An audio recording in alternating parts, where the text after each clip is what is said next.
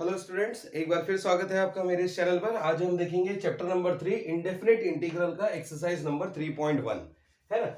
पिछले वीडियो में हमने इसके क्वेश्चन नंबर 1 और क्वेश्चन नंबर 2 के सब पार्ट्स को हमने कवर किया था और उसमें हमने देखा था कि किसी भी टर्म का इंटीग्रेशन कैसे निकाला जाता है और हमने बेसिक्स जो इंटीग्रेशन के थे वो हमने सीखे कि x to the power n का इंटीग्रेशन क्या होता है, log x का इंटीग्रेशन 1/x का इंटीग्रेशन क्या होता है, इस तरीके से। तो आज हम देखेंगे नए टाइप के कुछ इंटीग्रल्स जो कि आएंगे हमारे क्वेश्चन नंबर 3 में। तो चलिए आगे बढ़ते हैं। अब हम देखते हैं क्वेश्चन नंबर 1। और जाने से पहले मैं ये बोलना चाहूंगा कि अगर आपने मेरे चैनल को सब्सक्राइब नहीं किया तो जरूर सब्सक्राइब कीजिए, लाइक कीजिए, कमेंट कीजिए। चलिए देखिए क्या हो रहा है यहाँ पर। यहाँ पे हमको इंटीग्रेशन गिवन है x upon x plus two into D x. अब देखिए हमारे पास डेरिवेटिव में क्वोशंट रूल होता है, लेकिन यहाँ पर तो अभी तक हमने कोई क्वोशंट रूल तो पढ़ा नहीं है, ना ही है हमारे पास में यहाँ प्रोडक्ट रूल है ना क्वोशंट रूल है। तो देखिए क्वोशंट रूल ना अप्लाई करते हुए हम क्या करेंगे, प्रॉब्लम को पहले ऐसे फॉर्म में लेके आएंगे कि उसका इंटीग्रल बन जाए। देखिए होता क्या है, इंटीग्रेशन ऑफ 1/x अगर होगा तो हमने ये पढ़ा है कि इसका इंटीग्रल क्या हो जाएगा, log x हो जाएगा, है ना। 1/x का इंटीग्रेशन क्या होता है, log x के बराबर होता है। लेकिन यहाँ 1/x प्लस टू तो है, लेकिन यहाँ न्यूमरेटर में भी x है, तो न्यूमरेटर की x की टर्म को हमको पहले हटाना पड़ेगा। अब ये कैसे एलिमिनेट होती है, तो देखिए इसका एक सिंपल सा तरीका है कि जितनी टर्म डिनोमिनेटर में उतनी ही टर्म आप क्या कर लीजिए, न्यूमरेटर में फॉर्म कर लीजिए। मतलब कैसे होगा कि अगर मैं x को क्या लिख सकता हूँ, इसमें +2 कर सकता हूँ तो इसमें -2 भी कर सकता हूँ। देखिए डिनोमिनेटर में x प्लस टू है तो न्यूमरेटर में भी मैं वही टर्म लेके आ जाता हूँ। तो 2 लाने के लिए हमको क्या करना पड़ेगा, उतना ऐड और उतना सब्सट्रैक्ट। तो देखिए क्या बन जाएगा, ये x plus two into D x. तो देखिए इसको हम क्या कर सकते हैं, x plus two upon x plus two, इतने पार्ट को मैं अलग से लिख लेता हूँ, -2 अपॉन डिनोमिनेटर को हमने सेपरेट कर लिया, इंटू क्या हो जाएगा, dx हो जाएगा। और अब देखिए कैंसल आउट होके कितना बचेगा, 1, और dx का अंदर मल्टीप्लाई कर देते तो 1 इंटू डी एक्स, और इंटीग्रेशन का भी अंदर मल्टीप्लाई कर लेते तो क्या हो जाएगा, 1 upon x plus two into D x. तो देखिए कैंसिल होके 1 बच गया, अंदर आया dx, 2 into D x upon x plus two, तो हमने 2 को बाहर कर लिया, एक्स प्लस टू को लिख लिया। अब हमको पता है कि कांस्टेंट का इंटीग्रेशन तो x हो जाता है, -2 इंटू 1 अपॉन एक्स का इंटीग्रेशन क्या होता है, log x होता है।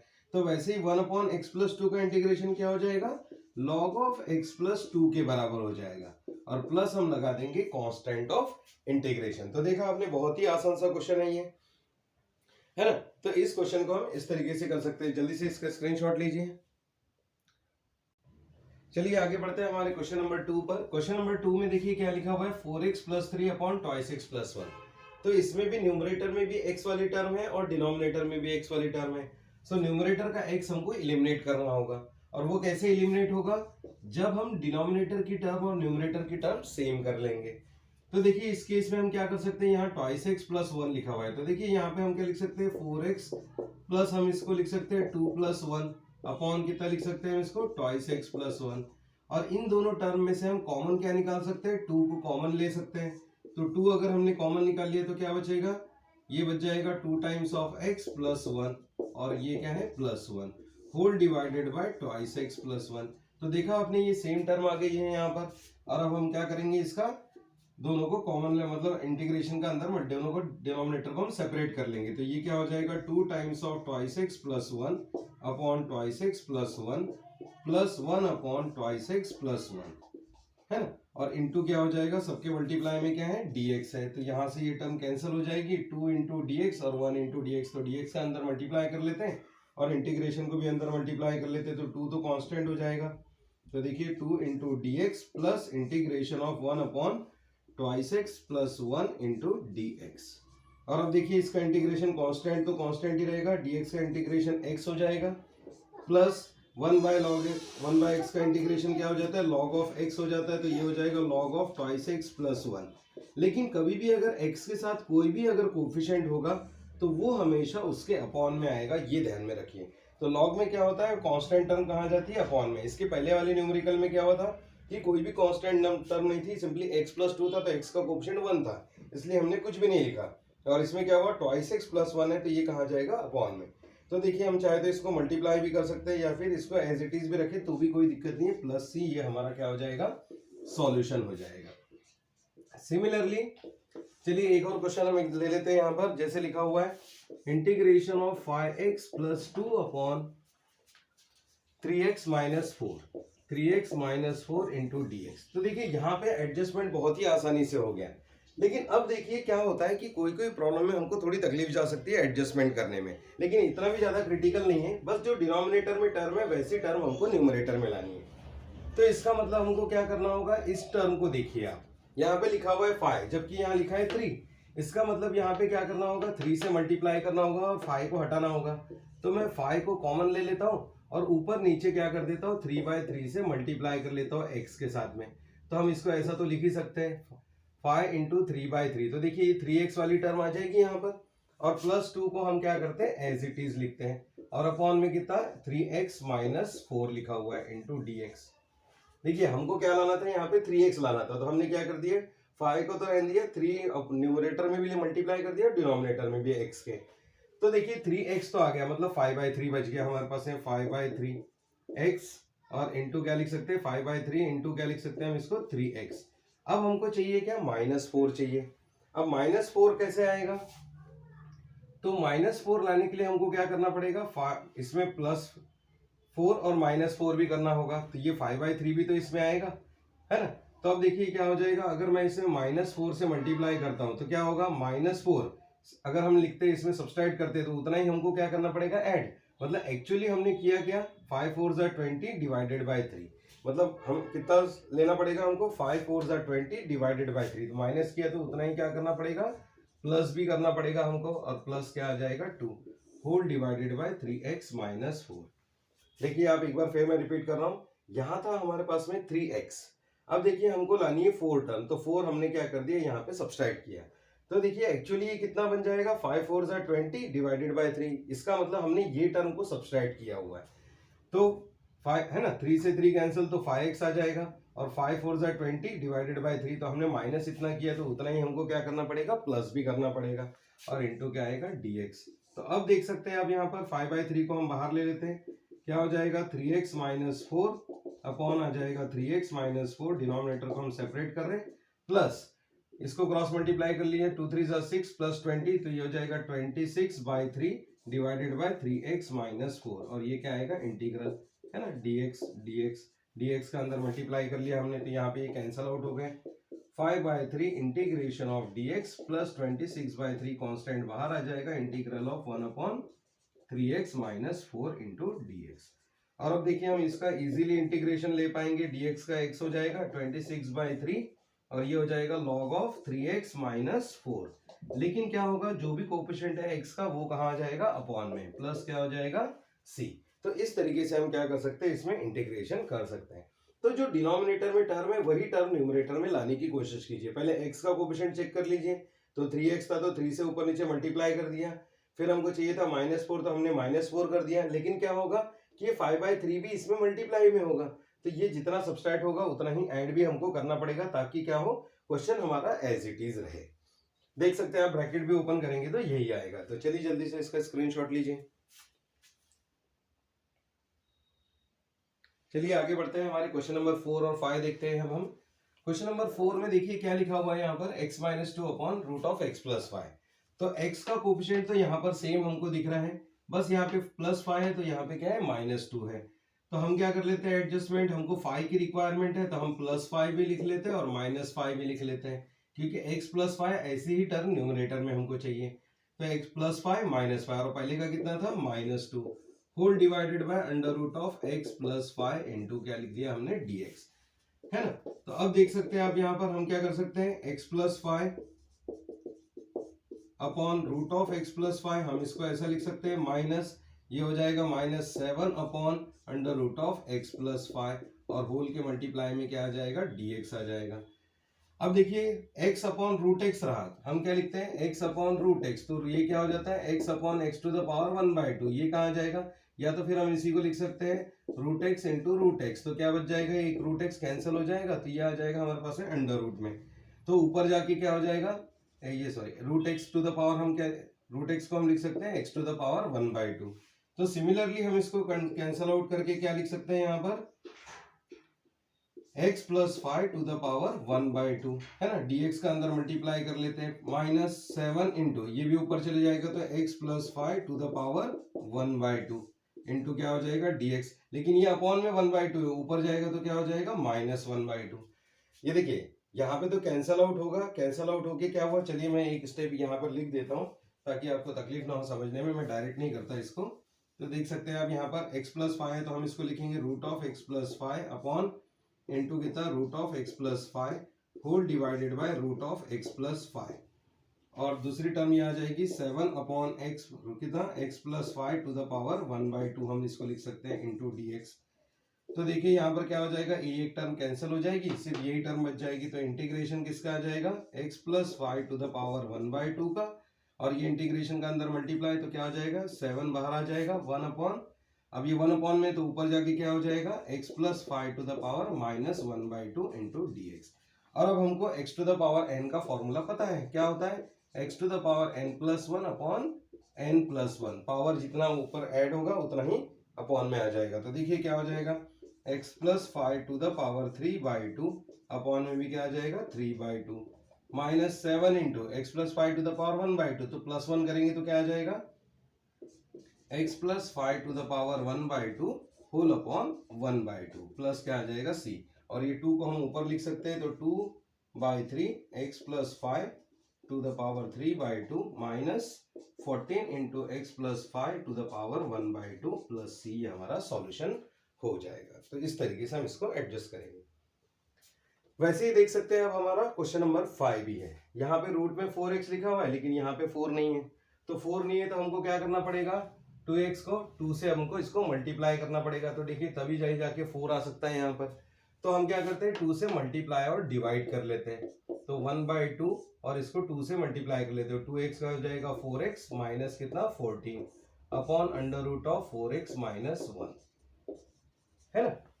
हमको देखिए डिनोमिनेटर में देखना है, डिनोमिनेटर में क्या टर्म है उतनी ही न्यूमरेटर में रहनी चाहिए, तो हमने क्या कर लिया ऊपर नीचे 2 से मल्टीप्लाई कर लिया, तो 2 से यहाँ पे मल्टीप्लाई हो गया अपॉन में 2 बच गया है, 2 अभी भी कॉमन निकल के कैंसिल हो सकता है। तो अब देखिए यहाँ पे चाहिए 1, यहाँ पे है 14, तो हमने क्या लिखना चाहिए इसको 4x - 1 माइनस हम लिख सकते हैं 13, तो ये आ जाएगा फिर से -14 अपॉन क्या हो जाएगा √4x - 1 इंटू dx। और अब हम दोनों को सेपरेट कर सकते हैं, 1/2 integral of 4x - 1 upon √4x - 1 -13 upon integral को भी सेपरेट कर लेते हैं, 1/2 तो सभी के मल्टीप्लाई में है, पूरा इंटीग्रल हमने अंदर मल्टीप्लाई कर लिया, तो देखिए क्या हो जाएगा √4x - 1 इंटू कितना dx। और अब देखिए यहाँ पे बचेगा √4x - 1, तो क्या आ जाएगा हमारे पास है 1/2 होल के मल्टीप्लाई में integral of 4x - 1 to the power 1/2। देखिए इस पिछले क्वेश्चन जैसा ही हो गया ये हमारे पास में आप, और ये -13 बाहर आ जाएगा और ये टू द पावर 1/2 रहेगा, तो ऊपर जाके हो जाएगा 4x - 1 to the power -1/2 into dx, ये भी dx। तो अब बस इसका इंटीग्रेशन ले लीजिए आप, तो बिल्कुल बनेगा x to the power n का इंटीग्रेशन क्या होता है n x to the power n+1 upon n+1, तो ये हो जाएगा 4x - 1 to the power 3/2 upon हो जाएगा 3/2। लेकिन हमेशा याद रखिए कि x का कोई भी कोफिशिएंट होगा वो अपॉन में आएगा, यहाँ x का कोई कोफिशिएंट नहीं था 1 था, तो 1 से कोई फर्क नहीं पड़ेगा, लेकिन यहाँ 4 है तो क्या हो जाएगा 4 भी अपॉन में आ जाएगा। -13 4x - 1 to the power 1/2 plus 1 करेंगे तो क्या आएगा 1/2 अपॉन कितना 1/2, लेकिन 4x का कोफिशिएंट है 4, तो इसलिए ये भी अपॉन में आएगा। तो देखिए ये 2 टाइम्स जा सकता है यहाँ पे ये भी 2 टाइम्स कैंसिल हो सकता है, तो ये हो जाएगा 6, ये हो जाएगा 2, तो ये आ जाएगा 1/2 4x - 1 to the power 3/2 -13/2 4x - 1 to the power 1/2 plus c। तो जब भी हम इंटीग्रेशन ले लेंगे तो उसके बाद प्लस सी लगाना मत भूलिएगा। तो इस तरीके से सारे प्रॉब्लम्स क्या होते हैं सिंप्लीफाई होते हैं। चलिए जल्दी से स्क्रीनशॉट लीजिए इसका। चलिए आगे बढ़ते हैं, देखते हैं अब हमारा नेक्स्ट क्वेश्चन। तो यहाँ पे देखिए क्या लिखा हुआ है, साइन ऑफ 4x अपॉन, हमारे पास में क्वेश्चन है sine of 4x upon cos of 2x। तो अब देखिए 4x को हम क्या लिख सकते हैं, यहाँ पर इंटीग्रल गिवन है, तो यहाँ पे क्या हो जाएगा sine of 2 times of twice x हम लिख सकते हैं इसको, और ये क्या हो जाएगा cos of twice x into dx। और अब जैसा कि हमको पता है कि साइन ऑफ 2 थीटा यानी क्या हो जाता है 2 साइन ऑफ थीटा इंटू ये हो जाता है कॉस ऑफ थीटा। तो देखिए 2 तो रहेगा ही, एंगल की वैल्यू यहाँ पर कितनी है 2 थीटा, तो देखिए 2 टाइम्स ऑफ थीटा, तो थीटा की जो वैल्यू है वो किसके बराबर है यहाँ पे, ट्वाइस एक्स के बराबर है। तो अब हम इसको क्या लिख सकते हैं, 2 times of sine of twice x into हो जाएगा कॉस ऑफ ट्वाइस एक्स, और होल अपॉन में देखिए क्या लिखा हुआ है, cos of twice x into क्या है dx। तो कॉस ट्वाइस एक्स क्या हो जाएगा, कैंसल। तो सिंपली जो इंटीग्रेशन है वो किसका आ जाएगा, साइन 2x का, और साइन 2x का इंटीग्रेशन हमको पता है कि माइनस कॉस ऑफ 2x हो जाएगा, लेकिन जो भी कोफिशिएंट रहेगा वो कहां पर आएगा, अपॉन में। साइन एक्स का इंटीग्रेशन कॉस एक्स, लेकिन जो कोफिशिएंट रहेगा वो कहां आएगा, अपॉन में। डेरिवेटिव में क्या होता है, फर्दर डेरिवेटिव होता है तो वो क्या होता है, मल्टीप्लाई में जाता है ना। तो इस केस में ध्यान रखिएगा कि जब भी हम क्या करते हैं, साइन या कॉस का डेरिवेटिव या कुछ भी इंटीग्रेशन लेंगे तो कोई भी कोफिशिएंट रहेगा तो वो कहां पे जाएगा, अपॉन में आएगा। जैसे अब इसको भी देख लेते हैं, प्लस सी हम लिखना भूल गए यहाँ पर, सॉरी। तो ये क्या हो जाएगा, minus of cos of 2x plus क्या हो जाएगा, सी, ये इसका सॉल्यूशन होगा। अब ऐसे इस प्रॉब्लम को देखिए, यहाँ पर क्या लिखा हुआ है, साइन ऑफ 5x, जबकि हमको पता है साइन 2 थीटा का फॉर्मूला तो ये होता है, sine 2 theta is equal to 2 sine theta cos theta. तो इसको भी क्यों ना 2 के टर्म में लाया जाए। तो देखिए हम क्या कर सकते हैं इसको, कि 1 प्लस इंटीग्रल है यहाँ पर, 1 प्लस हम क्या लिख सकते हैं इसको, साइन ऑफ 5 की जगह हम क्या लिख लेते हैं, 2 times of 5/2 times of x लिख लेते हैं। तो देखिए थीटा की वैल्यू ये हो जाएगी। तो अब ये क्या हो गया हमारे पास है, थीटा की वैल्यू आ गई है ना। तो 2 से 2 कैंसिल हो जाएगा, बचेगा क्या, 5x। तो साइन 2 थीटा को हम क्या लिख सकते हैं, yes, sine 2 theta can be written as 2 sine theta cos theta. तो ये हो जाएगा 2 sine theta, theta means 5/2x into cos 5/2x। तो 2 साइन थीटा कॉस थीटा हमने लिख लिया। और अब देखिए 1 यानी कितना होता है, sine square theta plus cos square theta, अगर दोनों एंगल सेम हो तो इसकी वैल्यू 1 हो जाती है। तो हम इसी को क्या लिख सकते हैं, ऐसा इस टाइप का क्वेश्चन हमने किया है एक सेकंड वाले एक्सरसाइज में, जिसमें आएगा 8th नंबर का प्रॉब्लम था शायद वो। तो देखिए यहाँ पे हम लिख सकते हैं sine square of 5/2 times of x plus cos square of 5/2 times of x, sine square theta plus cos square theta, और बाकी की ये दो टर्म हम लिख लेते हैं। क्या हो जाएगा, 2 sine of 5/2x into cos of 5/2x। तो जैसा कि आप यहाँ पर देख सकते हैं कि एक फॉर्मूला बन गया, A square plus 2 times of ab plus B square, है ना। तो ये फॉर्मूला किस चीज का बना है हमारे पास है, sine of 5/2x plus cos of 5/2x का होल स्क्वायर का फॉर्मूला ये हमारे पास में बन गया है ना। इसी को अगर हम ब्रैकेट को ओपन करें, a प्लस बी का होल स्क्वायर, तो a square plus 2 times of ab plus क्या आ जाएगा, बी स्क्वायर। इस तरीके से आ सकता है, ये स्क्वायर से स्क्वायर रूट हट सकता है।